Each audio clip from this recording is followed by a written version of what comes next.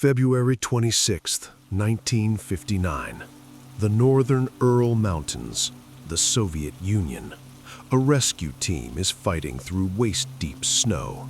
They are looking for 9 missing hikers, students, engineers, experienced mountaineers who vanished weeks ago.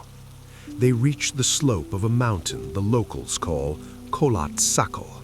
In the native language, it translates to the Dead Mountain. They find the hiker's tent. It is collapsed, half buried, but it wasn't crushed by an avalanche. The rescuers shine their lights closer. They see the fabric on the side of the tent. It has been slashed, not from the outside, but from the inside. Something terrified these 9 experienced hikers so badly that they didn't have time to unzip the door. They cut their way out with knives. They ran into the darkness, into 20 below zero temperatures, without their boots, without their coats. What were they running from? Chapter 1. The Golden Group. To understand the horror, we must understand the victims. Igor Dyatlov was 23 years old, a brilliant engineering student. He assembled a dream team of hikers for a difficult ski expedition across the Urals. There were 9 of them, 7 men, 2 women. They were tough. They were Soviet youth. They had the highest certification for hiking you could get. They weren't amateurs. We have their diaries. We have their cameras. The photos show them laughing, making funny faces, hugging. The diary entries are about the cold, the beautiful snow, and their blisters. They were happy. On February 1st, they set up camp on the slope of Kholat Syakhl. They ate dinner, crackers and ham. They took off their wet boots to dry. They laid out their sleeping bags. They went to sleep around 9 p.m. It was the last time anyone would ever see them alive. Chapter 2. The Frozen Bodies. When the rescuers followed the footprints away from the slashed tent, they found a trail of horror. The footprints showed that the group walked calmly. They didn't run. They walked barefoot into the freezing night. A mile down the slope, near a large cedar tree, they found the first 2 bodies, Yuri and Yuri. They were stripped to their underwear. Their hands were burned. They had built a small fire, desperately trying to stay warm. The branches on the cedar tree were broken up to 15 feet high, as if one of them had climbed up to look for something, or to hide from something. 3 more bodies were found between the tree and the tent, including Igor Dyatlov. They were positioned as if they were trying to crawl back to the tent. They died looking at safety.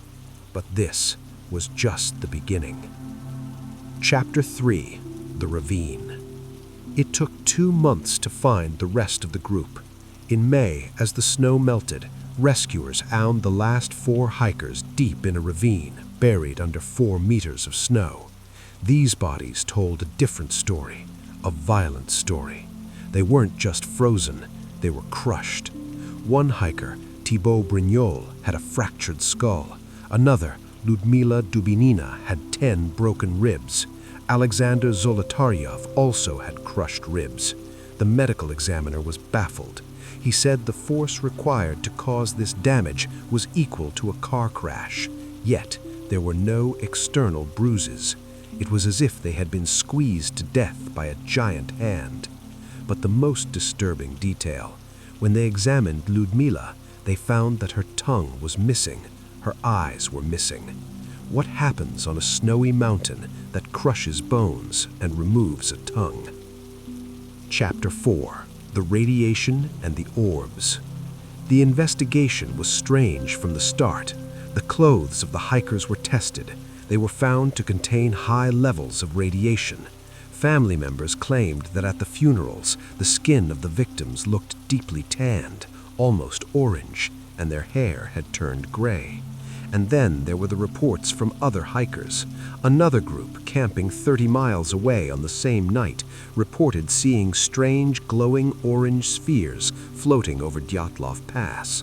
The lead investigator, Lev Ivanov, was convinced these orbs killed the students. but the Soviet government ordered him to close the case. The official cause of death was listed as a compelling natural force. The files were stamped secret, and the area was closed for 3 years. Chapter 5. The Theories. So, what happened? Theory 1. The avalanche. This is the most accepted scientific theory. A slab of snow slid over the tent while they slept.